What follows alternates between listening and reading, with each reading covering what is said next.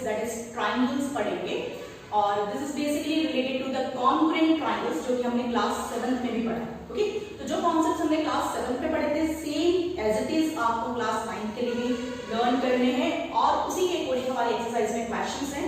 बस क्वेश्चंस जो है वो थोड़े से हायर लेवल के हैं जो हमने क्लास 7 में पढ़े। तो चैप्टर स्टार्ट करने से पहले मैं आपको पहले बेसिक इंट्रोडक्शन बता दूं कि what are the congruent triangles. Okay, congruent triangles, triangles के पहले कॉन्ग्रुएंट फिगर्स के बारे में बताती हूँ। देखो कॉन्ग्रुएंट फिगर्स मींस कोई भी दो फिगर्स, कैसे भी फिगर्स हो, आपके जिगजैग फिगर्स हैं या स्क्वायर है, ट्रायंगल है, सर्कल है, स्ट्रेट लाइन है ना, कोई भी फिगर्स है जिसके दो ऐसे फिगर्स जिनके शेप सेम है और सेम साइज के हैं, then that figures are known as congruent figures, है ना। कि दो हमारे पास सपोज स्क्वायर्स हैं 4 सेंटीमीटर साइड के, तो दोनों स्क्वायर्स को हम एक के ऊपर एक रखें तो पूरा जो दोनों फिगर्स हैं हमारे दो स्क्वायर्स हैं वो आपस में ओवरलैप हो जाएंगे, कोई भी पोर्शन उन दोनों का हमारे को एक्स्ट्रा नजर नहीं आएगा। तो हम कह सकते हैं कि दोनों स्क्वायर्स क्या है, कॉन्ग्रुएंट है। Just like that suppose we are taking this zigzag figure और इसकी कोई दो कटिंग्स हम पेपर पे निकालें तो उन दोनों कटिंग्स को अगर हम एक दूसरे पर ओवरलैप करें तो दोनों क्या होंगी, एक दूसरे पर मैच हो जाएंगी, कोई भी एक्स्ट्रा पोर्शन आपको उसमें दिखाई नहीं देगा। दैट मींस कि this figures are congruent. Okay, तो कहने का मीनिंग ये है कि कोई भी दो कॉन्ग्रुएंट फिगर्स हैं तो एक दूसरे पर अगर हम कट करके ओवरलैप करें तो उसका कोई पोर्शन आपको एक्स्ट्रा नजर नहीं आएगा। Okay, so congruent figures have the same shape and same size. मैं इसको कॉन्ग्रुएंट नहीं कह सकती क्योंकि दोनों का शेप डिफरेंट है ना। तो कॉन्ग्रुएंसी के लिए हमें शेप सेम चाहिए। ओके, इसी तरह से अगर हम देखें तो दो सर्कल्स आपस में कॉन्ग्रुएंट हो सकते हैं। कब कॉन्ग्रुएंट हो सकते हैं, अगर उनकी रेडियस दोनों की सेम है ना। हम कहीं पे भी दो सर्कल्स बनाए, मान लिया एक 5 सेंटीमीटर सर्कल रेडियस का सर्कल बनाया हमने और दूसरे किसी पेपर पे हमने अगेन 5 सेंटीमीटर रेडियस का सर्कल बनाया, दोनों को कट किया, ओवरलैप किया, तो वो क्या होंगे, एग्जैक्टली एक दूसरे पर मैच हो जाएंगे। तो सर्कल्स के लिए क्या है कि अगर दो सर्कल्स की रेडियस सेम है तो वो आपस में क्या होंगे, कॉन्ग्रुएंट होंगे। ओके, सेम ऐसे ही मैंने स्क्वायर्स के लिए बताया कि स्क्वायर में अगर आपके पास साइड सेम है ना, सेम मेजरमेंट की लेंथ साइड्स हैं आपके पास, तो वो भी क्या होंगे, आपके कॉन्ग्रुएंट होंगे। तो इसी तरह से हम यहाँ ट्रायंगल्स की बात करें कि दो ट्रायंगल्स कैसे कॉन्ग्रुएंट होंगे, तो सबसे फर्स्ट हम यहाँ देखें कि ट्रायंगल्स में हमारे पास suppose this is a triangle A, B and C, है ना। Suppose this is 5 centimeter, this is 4 centimeter, and this is 4.5 centimeter. Let's make another triangle. Suppose we have triangle PQR, PQ and R, and this is 5 centimeter, this is 4 centimeter, and 4.5 centimeter. अगर हम इन दोनों triangles को congruent show करना चाहते हैं तो क्या करेंगे हम कि इसको कट करके मैं इसके ऊपर ओवरलैप करूं और पूरा एग्जैक्टली मैच हो जाए तो आपका ये ट्रायंगल कॉन्ग्रुएंट हो जाएगा। लेकिन सपोज मैं ऐसे कैसे उठाकर इसमें मैच करूंगी तो वो मैच नहीं होगा। I have to turn its sides, है ना। ये 5 सेंटीमीटर साइड जो है वो मुझे इस BC पर ओवरलैप करनी पड़ेगी, this 4.5 centimetre side this QR मुझे AC पर मैच करनी पड़ेगी और PQ जो है वो AB पर मैच करनी पड़ेगी। तो मैच करनी, वहां से एक नया टर्म आपके पास आएगा, करस्पॉन्डिंग, है ना। यहाँ पर हम बार बार यूज करेंगे करस्पॉन्डिंग एंगल्स, करस्पॉन्डिंग साइड्स। तो करस्पॉन्डिंग का मीनिंग से दिख रहा है कि जो हम मैच कर रहे हैं, जैसे BC साइड पर हम PQ मैच करेंगे तो BC जो है वो करस्पॉन्डिंग है PR से। Okay, this is the symbol for the corresponding. Okay, same ऐसे देखिए हम तो AC जो है 4.5 सेंटीमीटर उसको मैं QR से मैच करूंगी तो this sides are corresponding and similarly AB जो है वो हमारे पास PQ से करस्पॉन्डिंग है। सेम ऐसे ही करस्पॉन्डिंग एंगल्स भी यहाँ पर आपको मिलेंगे। देखो करस्पॉन्डिंग एंगल्स मतलब कौन सा एंगल किस पर मैच हुआ, तो दिस एंगल A देखें हम तो 4 सेंटीमीटर और 4.5 सेंटीमीटर वाली लाइन सेगमेंट से बना हुआ है। दैट मींस कि यहाँ इस फिगर में देखें हम तो यहाँ पर देखें हम तो ये PQ और QR, दैट मींस कि दिस 4 सेंटीमीटर 4.5 सेंटीमीटर से हमारे पास ये Q एंगल बना हुआ है। That means this angle A is corresponding to angle Q, यानी कि जब हम मैच करेंगे तो इस A पॉइंट पर इस Q पॉइंट को मैच करना पड़ेगा। दैट मींस एंगल A जो है वो करस्पॉन्डिंग है एंगल Q से। सेम ऐसे देखते हैं कि एंगल B जो है दैट इज करस्पॉन्डिंग टू, देखो एंगल B कहां पे आ रहा है, 5 और 4 के बीच में, तो 5 सेंटीमीटर 4 सेंटीमीटर लाइन से बन रहा है हमारे पास angle P, that means this is corresponding to angle P and similarly angle C जो है वो रिमेनिंग जो एंगल R बचा उससे करस्पॉन्डिंग है। तो अकॉर्डिंग टू दिस हमारा ट्राइंगल ABC कॉन्ग्रुएंट है ट्राइंगल PQR ना। हम जनरली बोलते थे PQR, but that's not right. हमें क्या लिखना होता है, triangle ABC is congruent to triangle, this is the symbol of congruent to, आपने 7th क्लास में ऑलरेडी पढ़ रखा है ना। तो अब हमें क्या करना है, यहाँ पर ट्राइंगल PQR नहीं लिखूंगी मैं, जो जिसका करस्पॉन्डिंग वर्टेक्स है उसके अकॉर्डिंग लिखूंगी। देखो A जो है आपके पास है ना, ये एंगल से भी मैच कर सकते हैं वर्टेक्स को, कि A एंगल आपका Q पर आ रहा है, यानी कि A वर्टेक्स हमारे पास Q पर आएगा, and B vertex will be matched with P and C vertex with R। तो हमें टेक्निकली मैथमेटिकली क्या बोलना है, triangle ABC is congruent to triangle QPR। Okay, तो this is the correct way to write the congruency. Okay, अब हम देखेंगे कि कुछ पर्टिकुलर क्राइटेरियाज हमारे पास होते हैं जिससे हम ट्राइंगल को कॉन्ग्रुएंट कर सकते हैं। देखो हमारे पास ट्राइंगल्स में 3 साइड्स होती हैं और 3 एंगल्स होते हैं, है ना। तो उसी के अकॉर्डिंग हमारे पास क्या क्राइटेरिया बना हुआ है कि first criteria is SSS। SSS means side side side. तो जिस तरह से अभी हमने ट्राइंगल ABC और ट्राइंगल QPR को बताया कि कॉन्ग्रुएंट थे, तो उसमें हमारे पास क्या थी, तीनों साइड आपस में क्या थी, करस्पॉन्डिंगली इक्वल थी, तो ट्राइंगल क्या है, कॉन्ग्रुएंट हो गए हमारे पास। एक आपके पास आ गया साइड साइड साइड, मतलब कि 2 ट्राइंगल्स हमारे पास है, उसकी करस्पॉन्डिंग साइड्स आपस में इक्वल है, तो ट्राइंगल कॉन्ग्रुएंट हो जाएगा। हमें एंगल की कोई जरूरत नहीं है ना, एंगल इक्वल है या नहीं है हमें मैच करने की जरूरत नहीं, तीनों साइड्स अगर इक्वल है करस्पॉन्डिंगली तो ट्राइंगल क्या है, कॉन्ग्रुएंट। देन ऐसे देखो हमारे पास सेकंड आता है SAS। This is the important one, this is side and this A is included angle, this is very much important, included angle, it's not angle है ना, included angle। क्या मीनिंग है included angle का, देखो, and this is also side SAS। included angle मतलब कि 2 sides जो आपने ली है उसके बीच का जो included angle है वही हमें यूज करना है। that means suppose I'm taking an example, this ABC and suppose we have another triangle XYZ। suppose this is 5 centimeter, this is also 5 centimeter, this is 3 centimeter, this is 3 centimeter, suppose this is 40 degrees, okay, and I'm giving this equals to 40 degree। तो देखो यहाँ पर क्या है कि 5 centimetre match है आपके पास, this BC YZ के मैच है आपके पास, इक्वल है, बट दिस एंगल यहाँ पर हमारे पास एंगल B इन दोनों से मैच इंक्लूडेड है, एंगल B। तो हमारे पास यहाँ पर भी अगर इस एंगल के बारे में इंफॉर्मेशन दी होगी तो ही हम बात कर सकते थे। भले यहाँ पर हमें 40-40 नजर आ रहा है कि एंगल B और एंगल Z आपका इक्वल है, लेकिन SAS उस पर एप्लीकेबल नहीं है। SAS के लिए हमें इंक्लूडेड एंगल ही चाहिए। ओके, तो इन दोनों के बीच में तो ये इंक्लूडेड 40 मार्क किया है मैंने, और इन दोनों को भी अगर मुझे कॉन्ग्रुएंट करना है तो मुझे 40 ये नहीं, अगर मैं ये 40 लेती हूँ Y एंगल, तो आपका triangle ABC is congruent to triangle. देखो अब वापस क्या है, आपको मैच करके लिखना है कि किसका किस पर आएगा। तो यहाँ पर देखें तो सीधा सा दिख रहा है हमें कि ये 40 डिग्री है, यानी कि B Y से मैच होगा।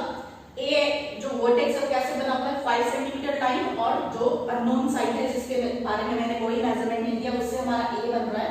तो इस ट्राइंगल में हमारे पास X ऐसा वर्टेक्स है जो 5 सेंटीमीटर, और जो अनमार्क्ड आपके पास साइड है वो बन रहा है। दैट मींस कि A जो है वो X से रिलेट कर रहा है, करस्पॉन्डिंग है, B Y से है, और C जो बच गया यानी कि Z से। दैट मींस यहाँ पर कोई प्रॉब्लम नहीं, triangle ABC is congruent to triangle XYZ हम लिख सकते। Okay, now moving to the next criteria. अभी तो नेक्स्ट क्राइटेरिया में क्या है हमारे पास,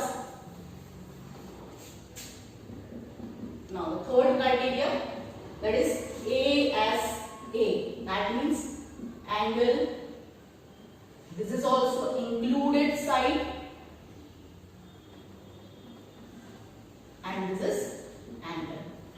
तो angle, included side and angle, तो जिस तरह से हम यहाँ included angle की बात कर रहे थे वैसे ही हम यहाँ पर included side की बात करेंगे। ओके, included side है ना, included side होनी चाहिए, लेकिन कुछ केसेस में हमारे पास AAS क्राइटेरिया भी चल जाता है। क्यों चल जाता है, क्योंकि देखो अगर हमारे पास किसी 2 ट्राइंगल्स में अगर सपोज कि ये 60 डिग्री है, ये 30 डिग्री है, here also 60 degree and 30 degree, अगर मैं ये 5 सेंटीमीटर साइड लेती हूँ और आपको ये 5 सेंटीमीटर साइड लेती हूँ, तो देखो यहाँ पर अभी तो हमारे पास मैच हो रहा है कि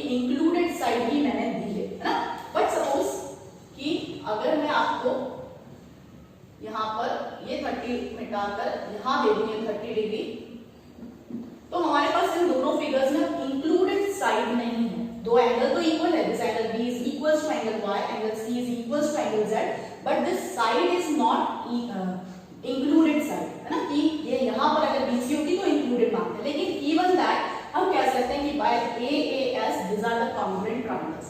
कैसे? देखो अगर हम सिंपली देखें कि भले हमें ये एंगल नहीं दिया है ना, तो हम अगर इसे एंगल्स एंड प्रॉपर्टीज से फाइंड आउट करें तो देखो क्या हो जाएगा, दिस 60 + 30 is 90 एंड 180 से माइनस किया तो 90।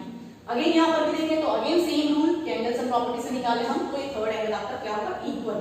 तो अगर हमारे पास दो एंगल इक्वल है तो थर्ड एंगल तो हमेशा ही क्या होगा, इक्वल ही होगा।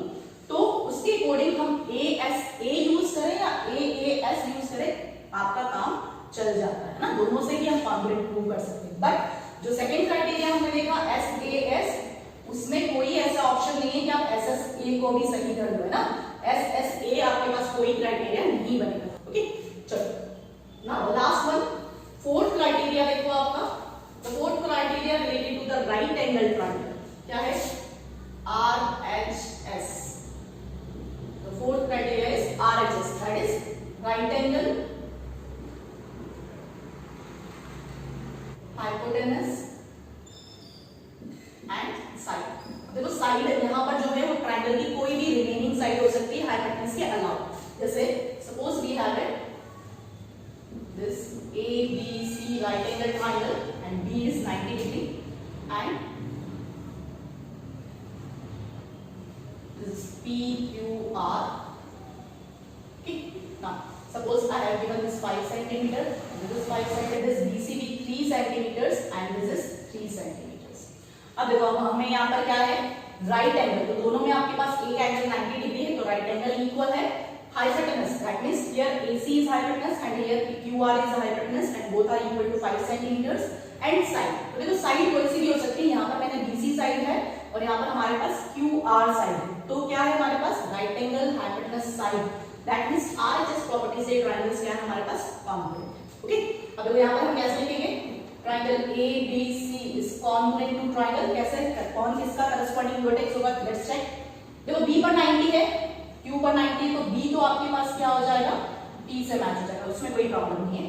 नाउ फॉर वर्टेक्स A, देखो वर्टेक्स A कैसे बना हुआ है, 5 सेंटीमीटर वाली लाइन से और जो मैंने कोई मार्क नहीं किया है वो वाली लाइन से, तो यहाँ पर भी अगर हम देखें तो दिस 5 सेंटीमीटर वाली line and unmarked line that is the R point, इन दोनों से क्या बन रहा है हमारे पास, R वर्टेक्स बन रहा है, यानी कि A जो है वो R से करस्पॉन्डिंग है और जो रिमेनिंग है वो तो आपके पास I जाएगा।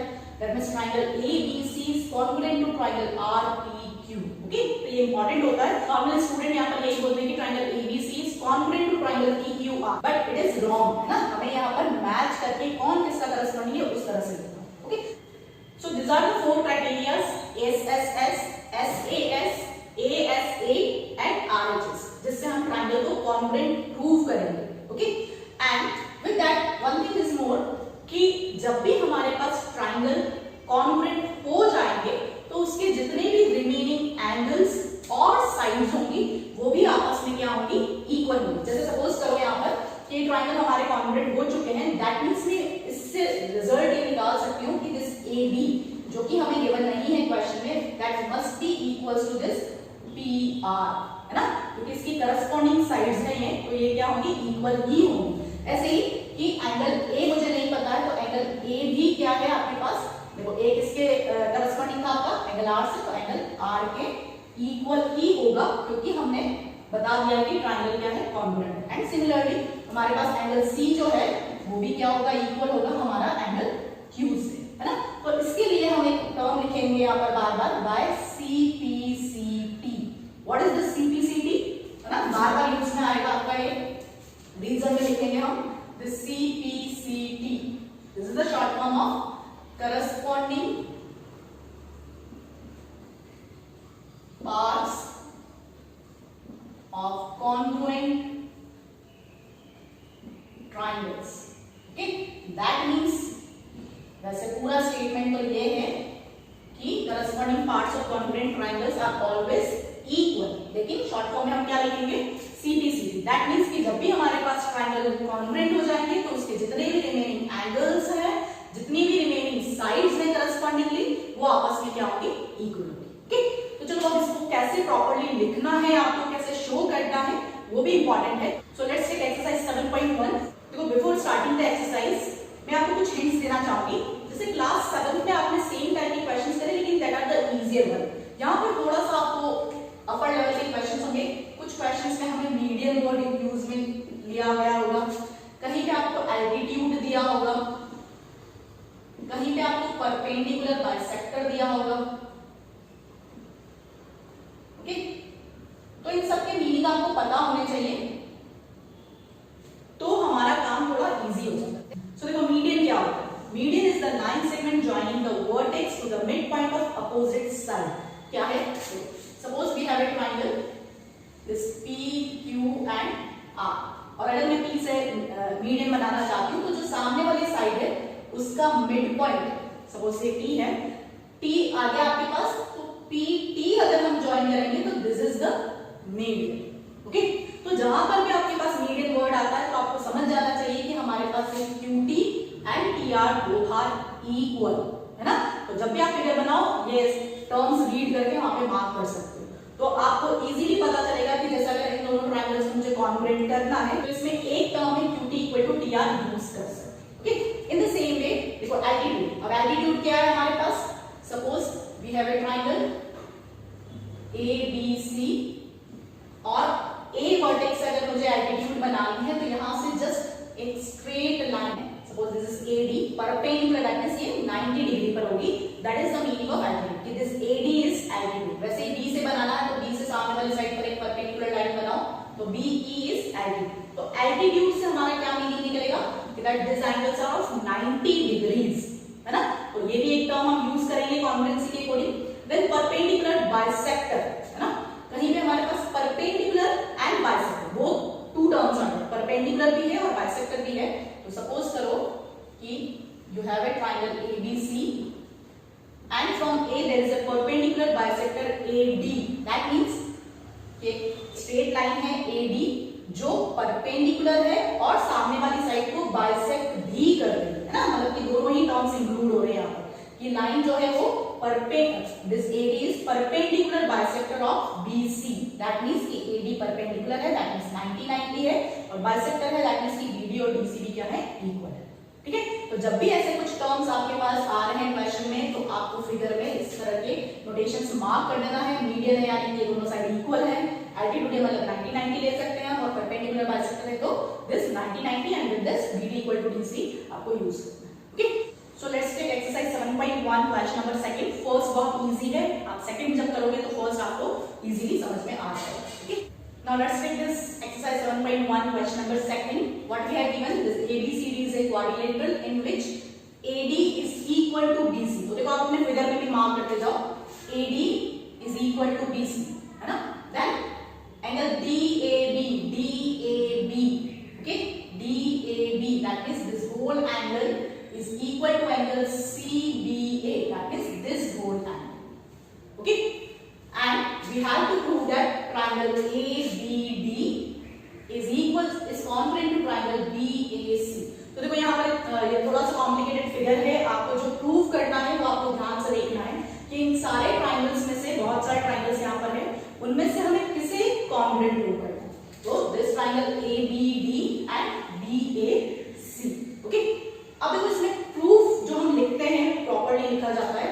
वैसे भी आपको पता है आपको कि हमें गिवन लिखना होता है ना। तो गिवन यहाँ पर ट्रायंगल में क्या दिया है कि this AD is equal to BC and angle DAB is equal to angle CBA. Then we have to write to prove. To prove में कुछ भी नहीं है, ये जितने भी आपको तीन पार्ट्स दिए हैं सारे तीनों parts as it is copy paste करोगे आप यहाँ पर। Then I have to start the proof. अब देखो प्रूफ में क्या करना है। अब जैसा कि आपको दिख रहा है यहाँ पर इतने सारे ट्रायंगल्स हैं, हमें किसे कॉन्ग्रुएंट प्रूव करना है उसे आपको लेकर चलना है। तो सबसे फर्स्ट आप ट्रायंगल्स के नेम लिखोगे, दैट मींस इन ट्रायंगल, कौन सा ट्रायंगल लेने हैं हमें? ABD एंड ट्रायंगल BAC, मतलब कि मैं ट्रायंगल ABD और BAC यूज कर रही हूँ और उसमें ये चीजें हैं वो हम लिखेंगे। ठीक है, you don't have to write here congruent. बहुत सारे बच्चे इस एंड की जगह यहाँ पर कॉन्ग्रुएंट लिख देते हैं। अभी ट्रायंगल कॉन्ग्रुएंट हुआ नहीं है, प्रूव कर रहे हैं। हम यहाँ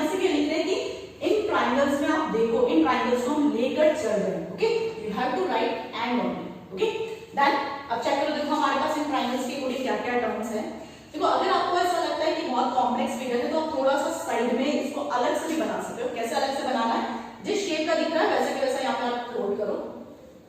जैसे ए यहाँ पे है, डी यहाँ पर है और बी यहाँ पर है, और नीचे वाला जो ट्रायंगल है मेरे पास वो इस टाइप का है। Here it is A, here it is B and here it is C. तो हमें ट्रायंगल ए बी डी और बी ए सी को कॉन्ग्रुएंट करना है, यहाँ पर मार्क कर देते हैं। और हमें क्वेश्चन में दिया था कि this AD is equals to BC and this angle DAB, यानी कि ये पूरा एंगल CBA के इक्वल है। तो देखो हमें 3 टर्म्स चाहिए, है ना। भले कोई सा भी क्राइटेरिया यूज करें हम, SSS, SAS, RHS या AS, हमें 3 टर्म्स चाहिए होगी, है ना, एंगल या साइड में से। तो देखो यहाँ पर क्या है, दो तो हमें इजीली दिख रही है कि ये साइड इसके इक्वल है, ये एंगल इसके इक्वल। अब तीसरा टर्म हमें फाइंड आउट करना है, खोजना है इसमें से। तो तीसरा टर्म क्या है, ये साइड AB और यहाँ पे भी ये साइड AB, ये दोनों इक्वल ही तो है। वो साइड तो एक ही थी, एक बार इस ट्रायंगल में यूज करी, एक बार इस ट्रायंगल में यूज करी हमने। तो ऐसी जो साइड जो दोनों ट्रायंगल में सेम मिल रही है, कॉमन साइड है ना, दोनों क्या है, कॉमन साइड। तो हमें क्या लिखना होगा इसमें, common side as a reason. That means सबसे पहले हम क्या लिख रहे हैं कि दिस AD, जो तीनों टर्म्स है वो लिखेंगे हम। तो AD is equals to BC, reason must be there. क्या रीजन है यहाँ पर, सिंपली गिवन, कि हमें क्वेश्चन में दे रखा था, इसलिए कोई प्रॉब्लम नहीं है। Then this angle DAB is equals to angle CBA, this is also given in question, so simply आपको गिवन लिखना है। थर्ड टर्म जो हमने अभी फिगर से निकाली, that is AB equals to AB, and the reason is common side, these are the side, तो हमें क्या लिखना है, common side, ठीक है। तो देखो हमारे पास ये तीनों कंडीशंस आ गई, ये S आ गया हमारे पास, ये A आ गया, ये S आ गया। और देखो यहाँ पर SAS में मैंने बताया था कि that must be included angle. तो देखो दो साइड जो हमने लिए उसी के बीच का एंगल है, यहाँ पर भी दोनों साइड जो हमने यूज करी उसी का बीच का एंगल है। दैट मींस कि ये SAS रूल को, क्राइटेरिया को बहुत अच्छे से फॉलो करता है। दैट मींस कि हमारे पास ये ट्रायंगल जो हो गए, therefore triangle ABD is congruent to triangle BAC by SAS rule criteria कुछ नहीं लिख सकते, ओके। अब देखो यहाँ पर क्या है, मैं नॉर्मली स्टूडेंट्स को कहती हूँ कि 5 लाइंस आपको हर कॉन्ग्रुएंसी में लिखनी ही है ना। क्या 5 लाइंस है, देखो दिस वन कि in triangle ABD and triangle BAC, मतलब कौन से दो ट्रायंगल ले रहे हो आप वो लिखोगे। Then 1 2 3 this are the criteria, and last में आपके पास ये कॉन्ग्रुएंट हो गए हैं और इसका रीजन लिखना है आपको, है ना, कौन से रूल से हुए। तो देखो 1 2 3 4 5 लाइंस, मतलब 5 ये स्टेप्स आपके हर क्वेश्चन में होनी चाहिए। Is that clear? नाउ अब देखो हमारे पास ये फर्स्ट पार्ट तो इजीली प्रूव हो गया। अब देखो सेकंड पार्ट में भी कुछ नहीं है, अभी मैंने आपको बताया था CBCD वाला रूल, है ना, बहुत ही इजीली उससे सारे टर्म्स हो जाते हैं हमारे पास। कि नेक्स्ट क्या है हमारे पास, ये ट्रायंगल कॉन्ग्रुएंट हो गए हैं। तो देखो इधर ये क्या है आपके पास, BD line and this AC line. तो ट्रायंगल आपके पास BD जो है साइड BD और AC जो है इस ट्रायंगल की साइड, वो क्या है, इक्वल होंगी बाय CPCT। सो कोई कैलकुलेशन नहीं, कोई बीच की स्टेप नहीं है, सिंपली हमने ये फर्स्ट पार्ट को यूज करके ही सेकंड पार्ट को बताया है कि ट्रायंगल ऑलरेडी कॉन्ग्रुएंट हो गए हैं। इसका मतलब इसके जितने भी करस्पॉन्डिंग साइड्स और एंगल्स होंगे वो भी क्या होंगे, इक्वल होंगे। तो देखो BD करस्पॉन्डिंग है आपके पास AC से, BD देखो यहाँ पर क्या आ रहा था हमारे पास, ट्रायंगल जो कॉन्ग्रुएंट हुआ हमारे पास उसमें देखो क्या है, BD एंड AC, यानी कि BD पूरी करस्पॉन्डिंग है AC से। सेम ऐसे देखो लास्ट वाला भी हम लिख सकते हैं कि एंगल ABD, है ना, एंगल ABD दैट इज इस एंगल की बात हो रही है, that is equals to BAC। तो B एंगल क्या है, A एंगल का करस्पॉन्डिंग है ही आपके पास, तो this is equals to BAC by CPC, ठीक है। तो ये पूरा प्रूफ हो गया आपका, बहुत ही इजी है ये, कोई इसी कॉम्प्लिकेटेड कैलकुलेशंस यहाँ पर नहीं है। बस आपको फिगर को जो है ध्यान से देखना है और हमारे जो 4 रूल्स हैं उसको फॉलो करना है, क्राइटेरिया जो है हमारे पास। और मैक्सिमम क्वेश्चंस में आपको यहाँ पर कॉन्ग्रुएंट प्रूव करने के लिए दिया जाएगा और उसके नीचे के जो सब पार्ट्स होंगे वो आपको CPCD से प्रूव करना है, ओके। आई होप कि आपको सारा समझ में आया होगा। इसके नेक्स्ट क्वेश्चन हम नेक्स्ट वीडियो में लेंगे, लेकिन आज के कॉन्सेप्ट्स अगर आपको बहुत अच्छे से समझ आ गए जो भी मैंने आपको यहाँ पर बताया, तो आपको पूरा चैप्टर बहुत ही इजी लगेगा, कुछ भी कॉम्प्लिकेटेड नहीं लगेगा। ओके, तो नेक्स्ट वीडियो में नेक्स्ट क्वेश्चंस करेंगे। Till then bye.